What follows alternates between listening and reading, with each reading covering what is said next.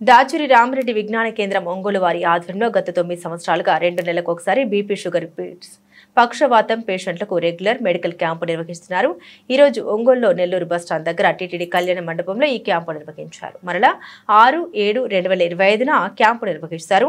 వైద్యం పూర్తిగా వ్యాపారమైన తరుణంలో ప్రధానంగా నిరుపేద ప్రజానికానికి వైద్యం మందులు అందుబాటులో లేని పరిస్థితుల్లో జీబీఆర్ ఫౌండేషన్ వ్యవస్థాపకులు డాక్టర్ గోపాలం శ్రీమన్నారాయణ న్యూమరాలజీ స్ఫూర్తితో దాచురి రామరెడ్డి విజ్ఞాన కేంద్రం ఒంగోలు వారి ఆధ్వర్యంలో అతి తక్కువ ఖర్చుతో వైద్యం అందించాలన్న ప్రధాన లక్ష్యంతో వాళ్లు ముందుకెళ్తున్నారు. కరోనా సమయంలో ఆంక్షలను బట్టి వారు ఈ క్యాంపు నిర్వహించలేకపోయినా తర్వాత ఎంతో మంది డాక్టర్ల సహాయ సహకారాలతో క్యాంపు నడిపిస్తున్నటువంటి ఈ క్యాంపు కన్వీనర్ మాదల వెంకట్రావుకి అలాగే వారి ప్రతినిధులకు కూడా మన మెట్రో ఉదయం ఛానల్ తరపున ప్రత్యేకంగా కృతజ్ఞతలు.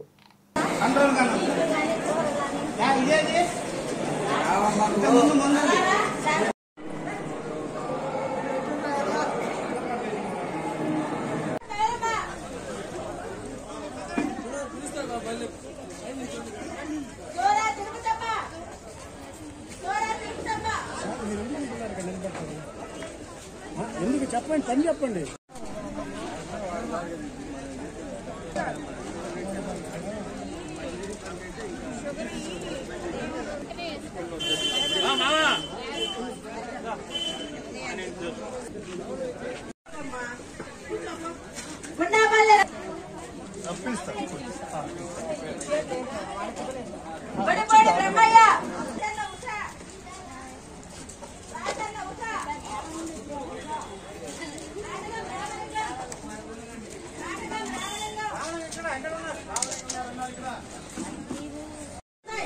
వాళ్ళకి అర్థమే కదా.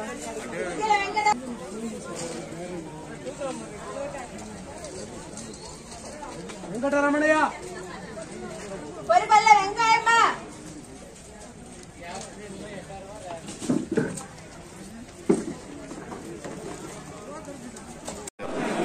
నా పేరు మాదాల వెంకట్రావు.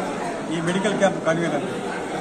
ప్రధానంగా వైద్యం అనేది పేదోళ్లకు దూరమైన నేపథ్యంలో దాచురి రామిరెడ్డి విజ్ఞాన కేంద్రం పేరుతోటి ఎక్స్ఎమ్మెల్సీ దాచురి రామిరెడ్డి గారి స్మారక చిహ్నంగా ఆయన సేవలు చేయాలని చెప్పని ఆయన చిహ్నంగా దాచురి రామిరెడ్డి విజ్ఞాన కేంద్రం పేరుతోటి 1916 నుంచి అంటే సుమారు 10 సంవత్సరాల నుంచి ఈ క్యాంపు నడుపుతా ఉన్నాం.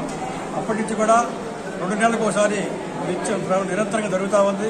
ప్రతి 2 నెలలకు ఒకసారి జరుగుతూ ఉంది. అదేవిధంగా ప్రతి క్యాంపులో 200 రూపాయలకు మాత్రమే, నెలకు 100 రూపాయల దగ్గర 2 నెలలకు 200 రూపాయలు మాత్రమే తీసుకొని పేదలు సేవ చేస్తూ ఉన్నారు. 15 మంది డాక్టర్లు వస్తున్నారు. 150 మంది కార్యకర్తలు పనిచేస్తూ ఉన్నారు. ఈ 10 సంవత్సరాల నుంచి నిరంతరంగా పనిచేస్తూ ఉంది. ఈ పేదోళ్ళందరూ కూడా ఈ సేవలు తీసుకోవాల్సిన కోరుతూ ఉన్నారు.